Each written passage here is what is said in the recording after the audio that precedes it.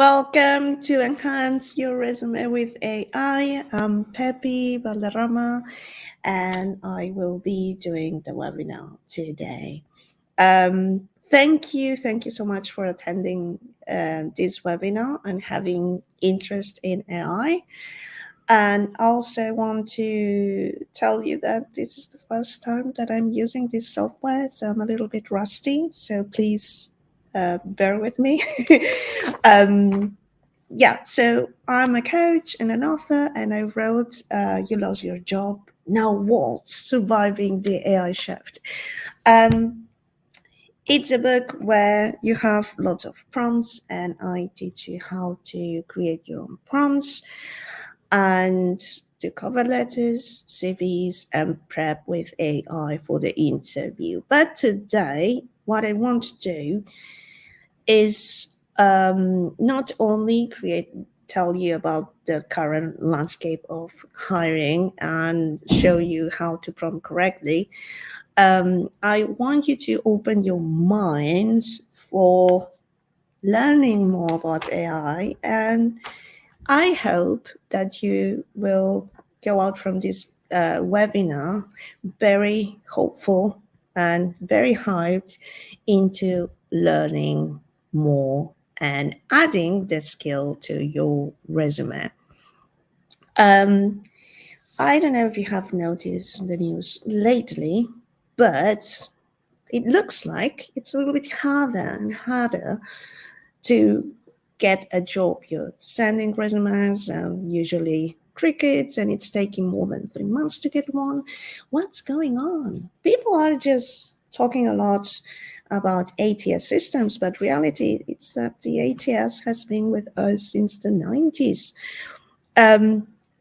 What's going on here is that AI has changed the game dramatically. So you're saying, why is this happening? Why are we using AI for hiring anyway? So imagine that you're a hiring manager and you post a job offer, and just half an hour later, you might get over 100 applications in your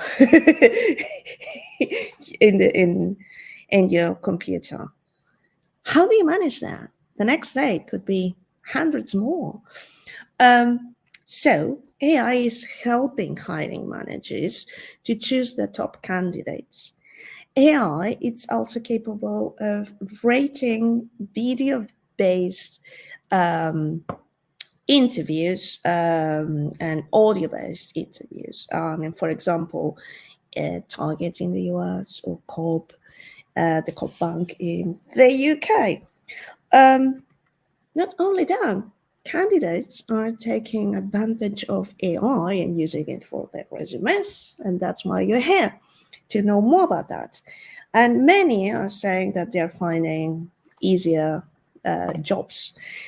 Some candidates are being a little bit sneaky on using AI. More than using AI, they are abusing AI and sending hundreds of resumes every 2 weeks, because there are some services out there that allow you to swamp the system with 150 resumes a day. I would say don't do that. Be smart and use AI strategically to your advantage. It can feel really daunting, really, when you know that only 2% of resumes get past the first screening, that the vast majority of them just lived inside a database, dusting away and never seeing the eyes of a human hiring manager. However, don't fret, you can use it to your advantage. AI can save your resume from that. According to a Canva Sago survey, 90% of hiring managers say that using AI in applications, it's okay. So you can use it. According to Resume Builder last year, in this survey from last year, they predicted that this year, 2024, 40% of companies would be using AI to interact with candidates. That's why you might be feeling a little bit, that things are changing a lot, because the number of companies using AI for hiring is increasing a lot, especially, the US is used to it already, but it's coming to the UK more and more. And not everything seems like daunting, because 90% of businesses with AI experience are open to introducing a 4-day work week. And who doesn't want a 3-day weekend? We all want one. Also, you might think, okay, this is just happening to, main jobs and everything. But as freelancers are also noticing the impact of AI in their pockets is, according to survey from Upwork, which is a platform where you can post gigs. And I don't know how many of you might have a side hustle. You could be doing that on the side, for example. Despite the fact of, for example, Midjourney letting you create amazing images, the number of gigs on graphic design has increased. So it doesn't mean that AI is going to substitute you. What it means is, if you don't know how to use AI, another human will. So think about that. Before I continue with going deeply into AI, I would like to ask you some what it seems to be unrelated questions. Do you listen to AI? Do you listen to Spotify? Oh my God, I'm having one of these days. Why do I say so? Because, well, Spotify is great, right? You have lots of music. However, it's on MP3. MP3 does not have the same quality as WAP. WAP is the format that CDs use. How many of you listen to CDs right now? When was the last time you bought a CD? We could also ask the question about Netflix. So it gives you access to many movies and, lots of shows. It's almost endless. And yet it uses compressed video quality, which is not the same as a 4K Ultra HD. It's like watching through a window. And that's a technology that Blu-rays use. Do you watch Blu-rays these days? When was the last time you bought a Blu-ray? Why I'm asking these questions? Because we don't think that much about the services we use, but we are actually doing something similar in hiring and AI.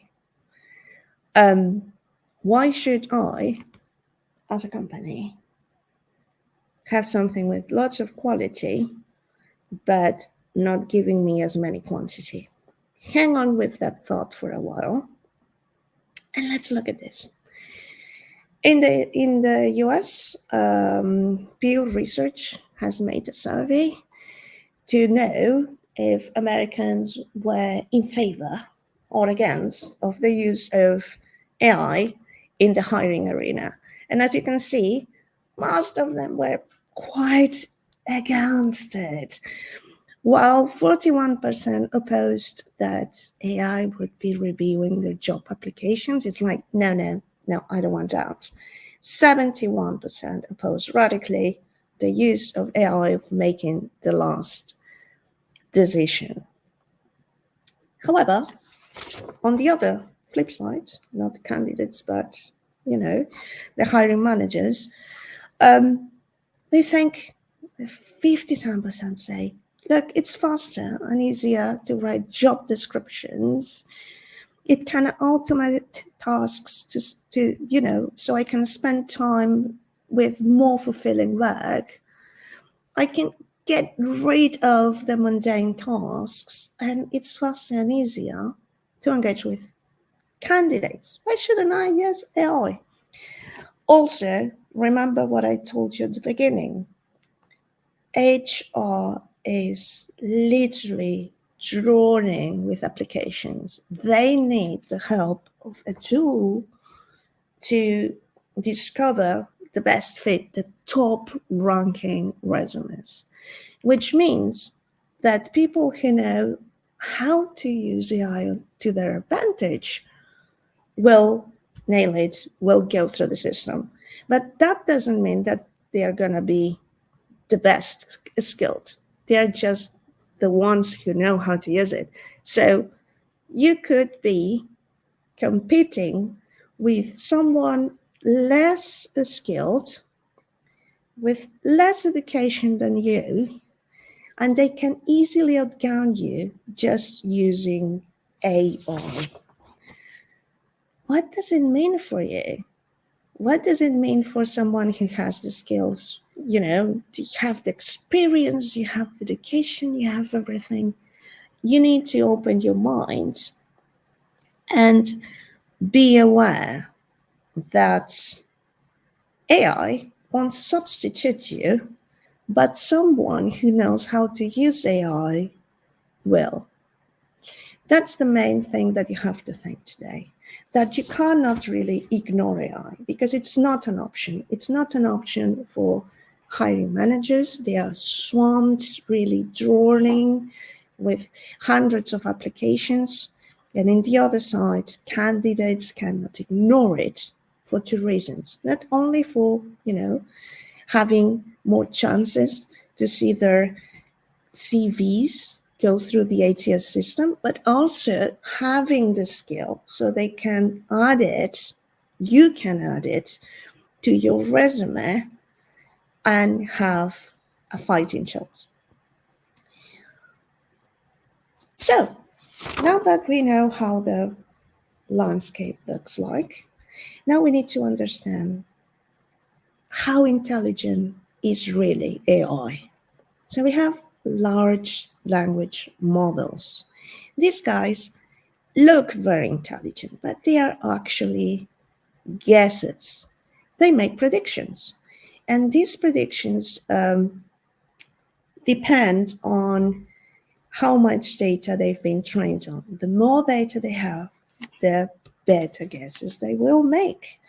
So when you ask something to ChatGPT, something to AI, they're gonna give you their best guess. So if you ask something like, what are the colors of the rainbow? The answer is gonna be pretty straightforward. But if you ask something more complicated, it can, I think you have listened to the word hallucination. You have to be as clear as possible when you ask something from ChatGPT to give you the best possible guess. They might sound like a person, but they don't understand what they're doing. GPT, what does GPT mean? So you have the G, generative aspect of it.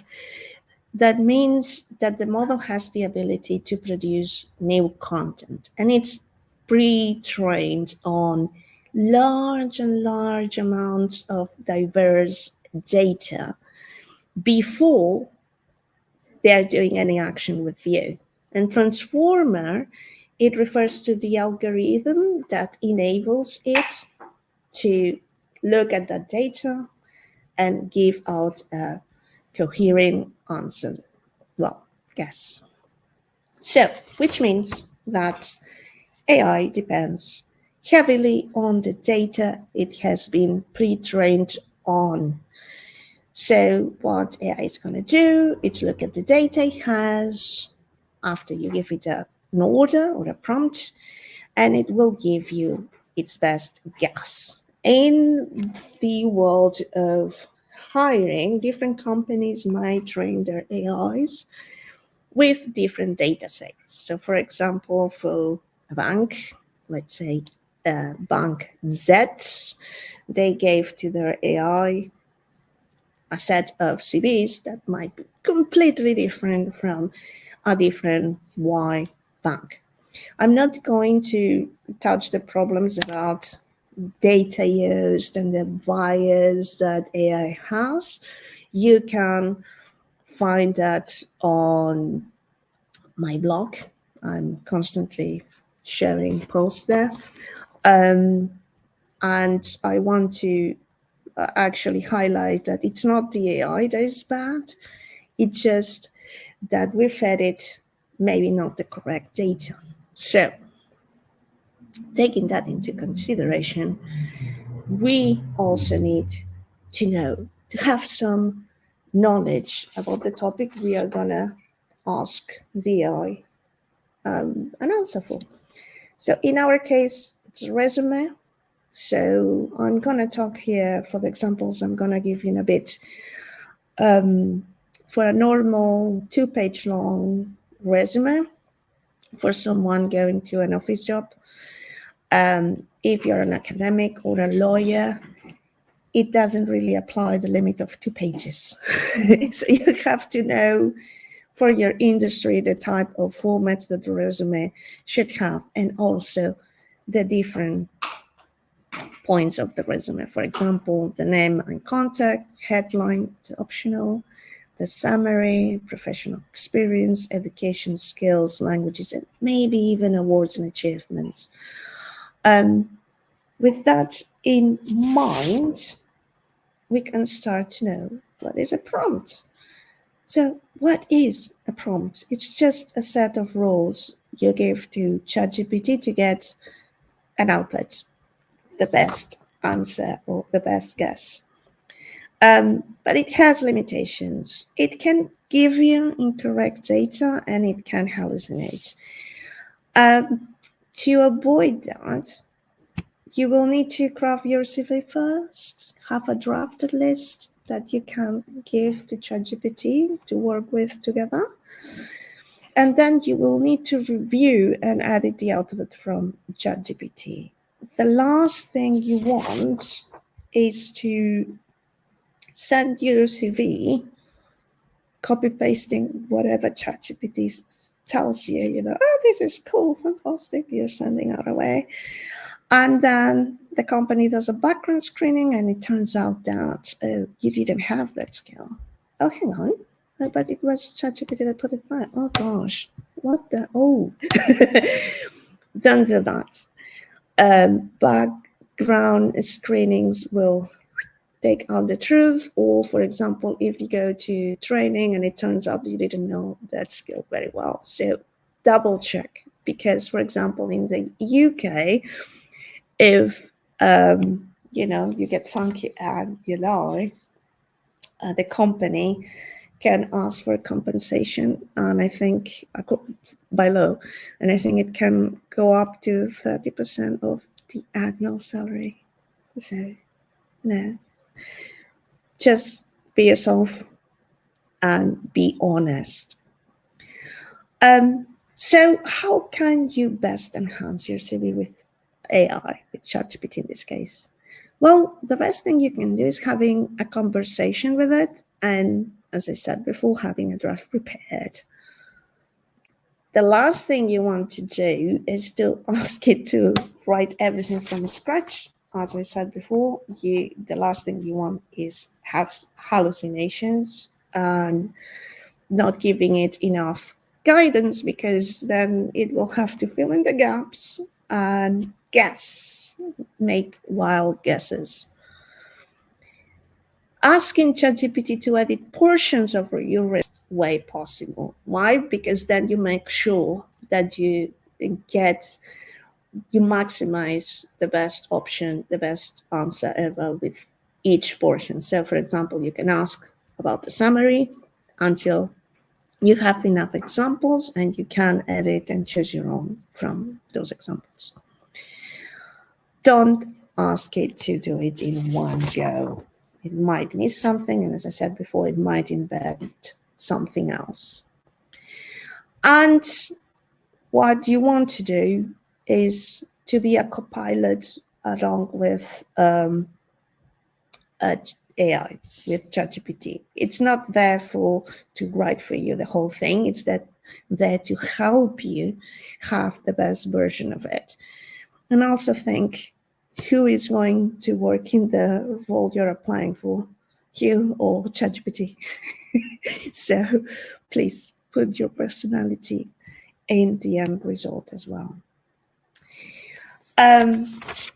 Sending, as I said before, your resume without checking in the best scenario will give you crickets, and in the worst scenario it can amount to having, they will know you as not reliable, not good, and background screenings as well. So do not just send out copy pasting and that's it.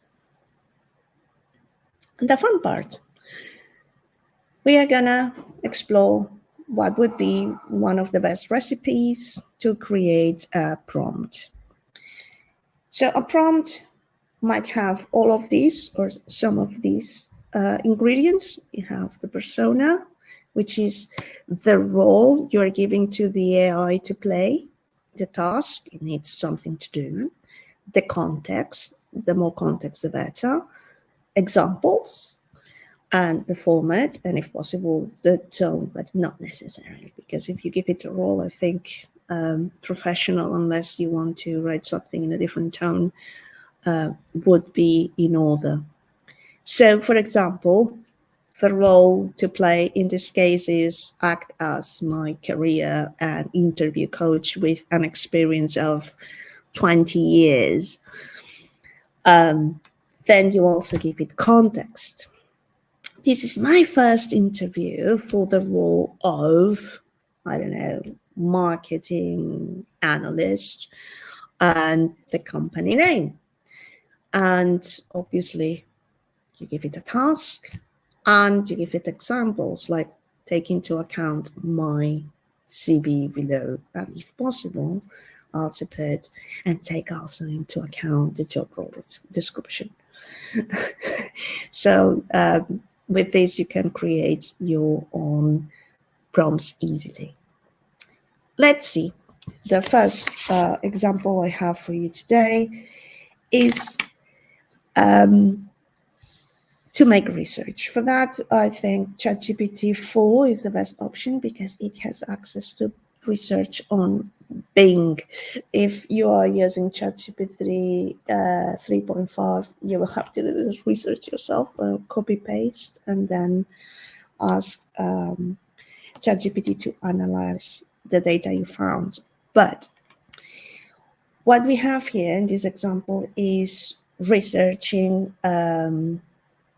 in-demand skills and emerging roles.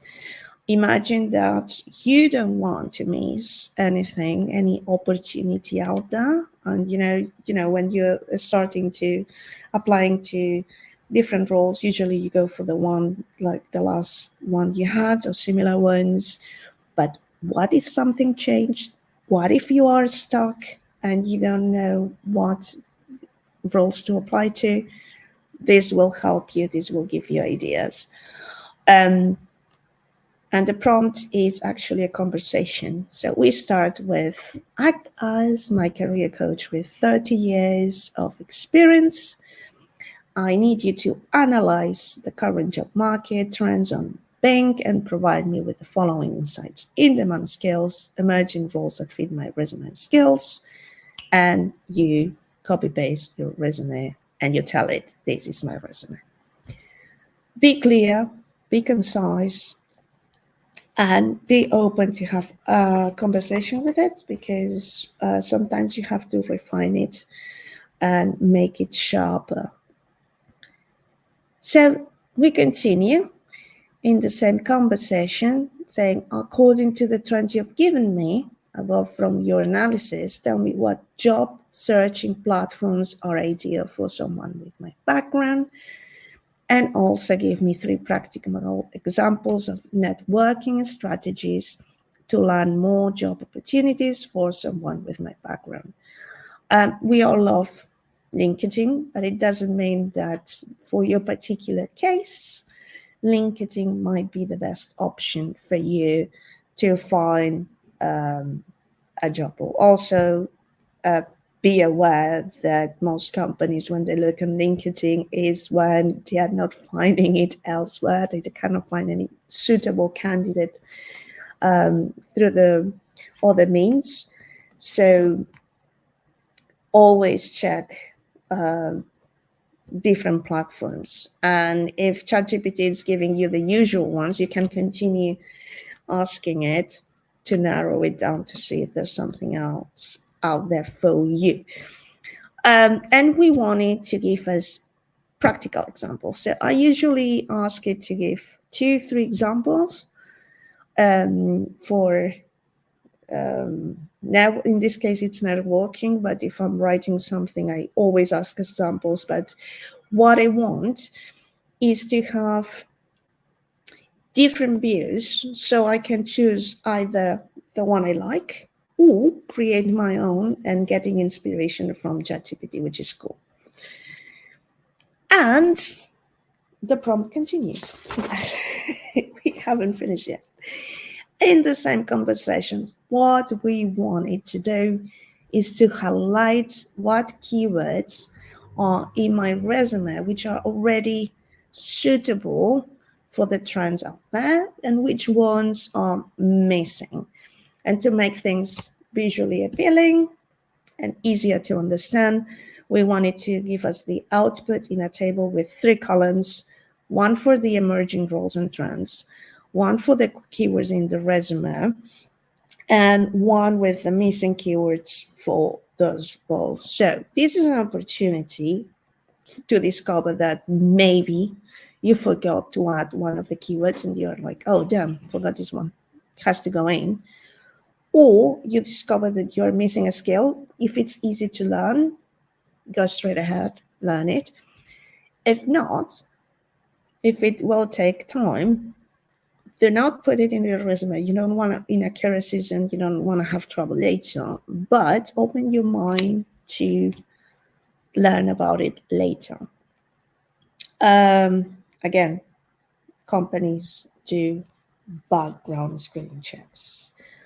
Another thing to take into account for the ATS, just giving you heads up, it's like to go through the ATS, you would need between 60 to 80% keyword match.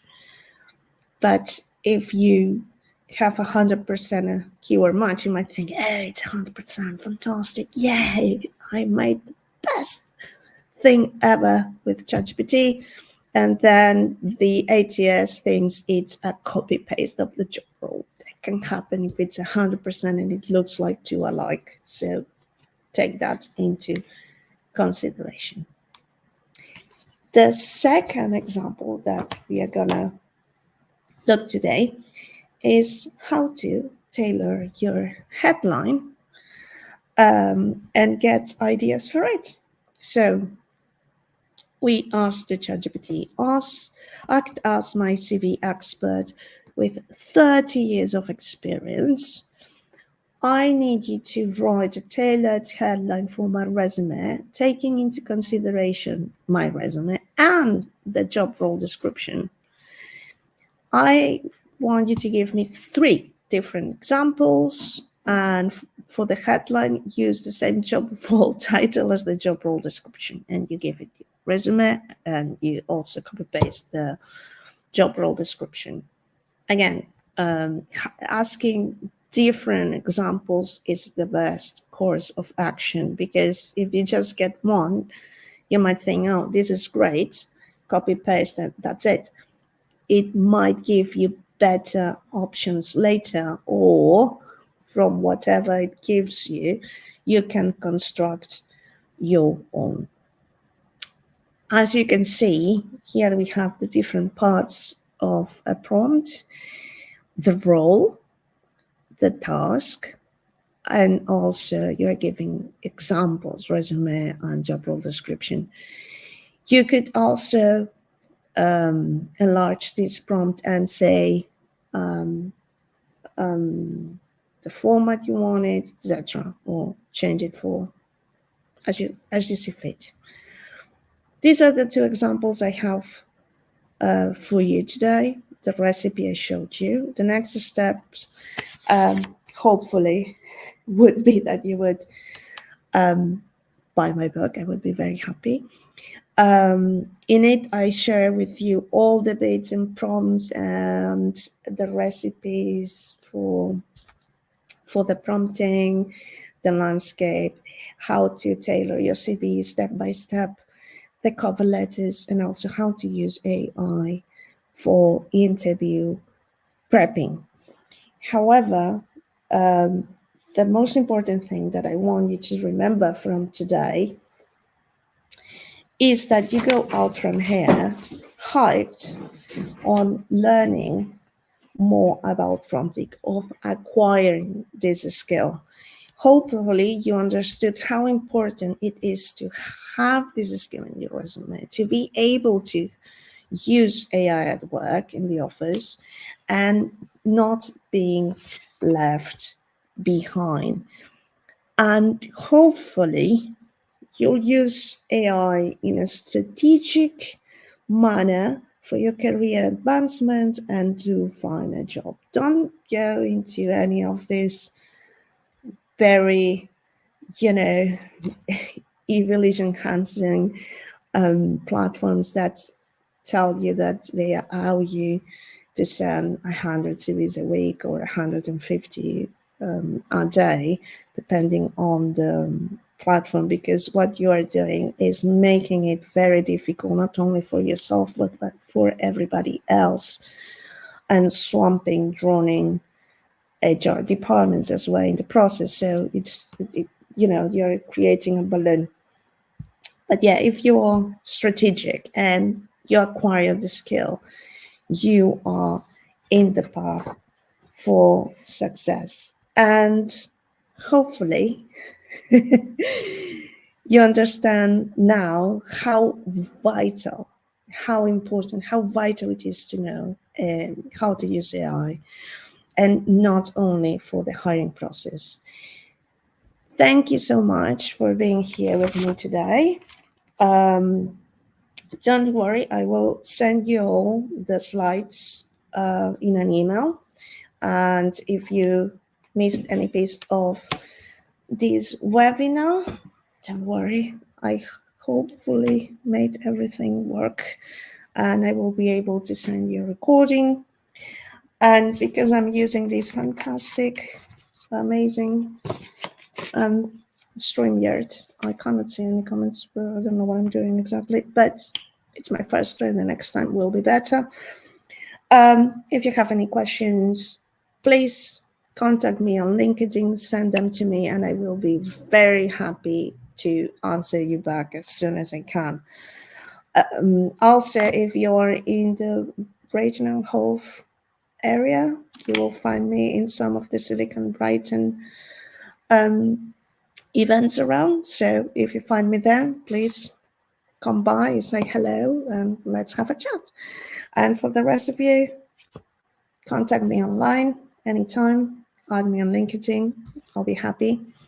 And have a lovely rest of the day and open your mind and acquire the skill and learn how to prompt. Thank you.